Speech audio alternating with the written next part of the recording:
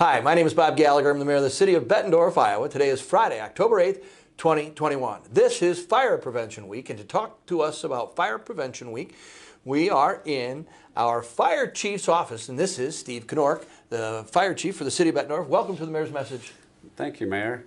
It's nice to be able to talk with you today and to share some information about fire prevention with the citizens of Bettendorf. Tell us about Fire Prevention Week and how it originated. Sure. Fire Prevention Week is the longest running public health and safety observance on record, basically. And every year since 1925, the President of the United States has signed a proclamation in observance of Fire Prevention Week. Fire Prevention Week was established to commemorate the Great Chicago Fire of 1871. And many people have heard about that fire, and there's even a legend about it that Mrs. O'Leary's cow kicked over a lantern, but that's not really true. But Fire Prevention Week was in commemoration of that event, and most of the damage occurred on October 9th. The fire actually started on the 8th. And so every year on October 9th, the week of October 9th, their Fire Prevention Week is celebrated. So the Great Chicago Fire was one of the major fires that changed the way that firefighters and public officials thought about fire safety. In 1911, the 40th anniversary of the Chicago Fire, the Fire Marshals Association of North America, which is now known as the International Association of Fire Marshals, decided that the anniversary of the fire going forward should be observed not as in commemoration of the actual fire, but it should be a way that the information is shared going forward with the public about how to prevent fires and what to do if a fire occurs. In 1920, President Woodrow Wilson issued the first National Fire Prevention Day proclamation. And since 1922, Fire Prevention Week, as I mentioned before, has been observed the week that includes October 9th. Sunday to Saturday on that week. Mm-hmm. So fantastic. This year we did fire prevention activities a little bit different, like we did last year.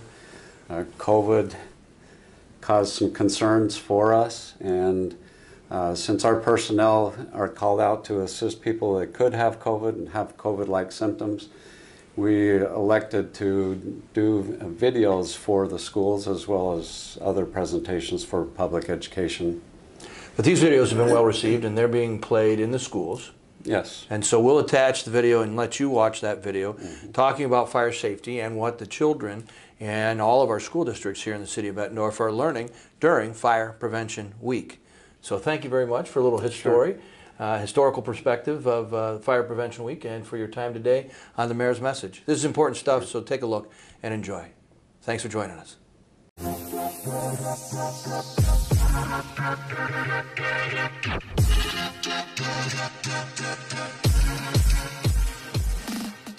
Hey guys, Todd Akers here with the Bettendorf Fire Department. We're here today to talk to you guys a little bit about fire safety and what you guys might want to do in case you've ever had a fire. And I'm Lieutenant Andy Sheehan, and I'm here to help Todd talk to you about fire safety and what to do in case you have a house fire. Today I want to talk to you guys about home fire safety drills.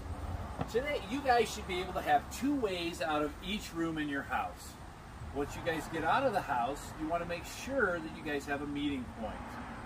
Hey, I got an idea. Let's go ask some friends of what kind of meeting points they use. My family meets by the mailbox. My family meets up at the basketball hoop. Our family meets at this tree. And my family, we meet at the playset that's away from the house. Wow, guys, that was some really great ideas. But it's really important to remember that you need to get out away from the house so you can stay out of that smoke and that heat. And it's even more important to remember why we actually have a meeting point. Because if you go out the front door and maybe mom and dad go out the back door, are they going to know you're out of the house? No, with a meeting point, you're going to know that everybody's out and safe. I know if it was my child and I didn't know they were out, I'm probably going to try to go back in. And that's the last thing we want any of you guys to try to do. That's our job as firefighters to go in because we have the protective gear to do it. Let's kick it now over to Lieutenant Sheehan for some fire escape plans. Okay, so I want to talk to you a little bit about home fire escape plans. So, one of the good things that you can do is you can actually get like a dry erase board type of home fire escape plan. See, it says right there. And what you can do is you can draw the layout on this of your home and the rooms, and you could talk with your family about how to escape if you were to have a fire. See, you can just draw right on it just like this. Let's take a closer look. Okay, so here's another look at our home fire escape plan. I have already drawn some of this out. So the things to think about are what is our main exit out of the home and what is our secondary exit. So when we're going over this with our family, we want to make sure we draw out what our main exits are and what our second exits are. And then it's super important that we understand where our meeting place is once we get out of the home. And when we get out of the home, we do not want to go back into the home for things such as other people or our pets or our favorite stuffed animals. We want to make sure that we get out and that we stay out. I hope this helps you understand a little bit about what to do when building a home fire escape plan. Make sure you want to practice this as well. Okay, how fun was that? So, one other thing that you want to make sure that you do is you check your smoke detectors that are in your home when you're doing a home fire escape plan. This is a chance to check and make sure that these are working properly and that if there's batteries that need replaced, you can do that.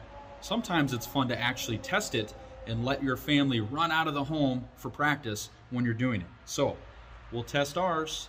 Make sure you test yours. It's working good. Gotta go.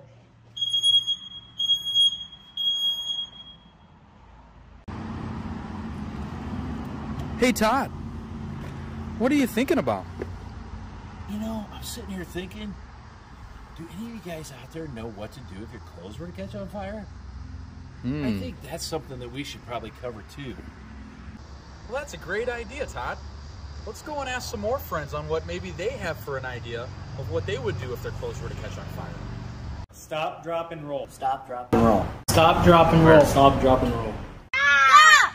Drop! Roll! Oh, that was great, guys. You guys did a great job on stop, drop, and roll. But do you guys really understand why we do each of those steps? You know, it's really important to understand why we actually stop, drop, and roll. First, we stop because we don't want to continue to fan the flames by running. Second, we drop down to the ground because we don't want those flames to travel up our body. And last, we roll because we want to smother the flames and put that fire out. So now you guys not only know how to stop, drop, and roll, but now you know why we stop, drop, and roll. Hey, can anybody give me an example of actually how to stop, drop, and roll? Stop. Drop. Roll. Stop. Drop. And roll. Stop. Drop. And roll. Man, that was a great job on stop, drop, and roll, guys. What a great example. Well, I want you guys to take that home to your friends and family and show them how to do it. I'm going to kick it back over to Andy now. I got to get back to the station and get some work done. Hi guys, it's Andy again. Okay, I'm back. So, I want to talk to you a little bit about if you do have a house fire and maybe you have smoke in your home, what we want to do is we want to try to actually get low to the ground and we want to try to crawl out, okay? Smoke and heat tries to be up in high in the room and it tries to stay up high and bank down, so we have a better chance of seeing and maybe not breathing in smoke if we stay low to the ground, okay? So we want to try to crawl out.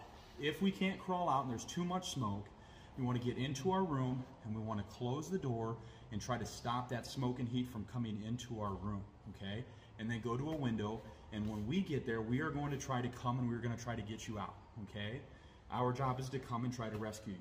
So what allows us to do that is specialized gear like what I'm wearing allows us to get into the heat and smoke and protect our bodies. So we have special pants, special boots, special jackets, okay? We have gloves that protect our hands, and we have a hood that protects our neck and our head from the heat, okay? And then we have a really cool helmet, okay? It's kind of like a hard hat that protects our head from stuff that might fall down, all right? And then one really cool special piece of equipment we have is an air pack. It's kind of like a backpack with straps, but it has this cool bottle full of air, okay? And we hook up a mask to it, okay, onto our face, and we breathe air from this bottle so that it protects us and we don't breathe in all the smoke when we go in and try to help get people out, okay?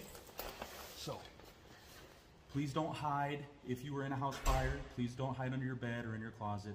We will come get you, okay? Hey guys, thanks so much for coming out to learn about fire safety today. We really appreciate it.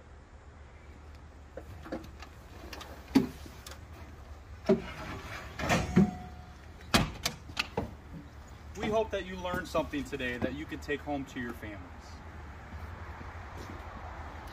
From our house to yours, keep practicing fire safety.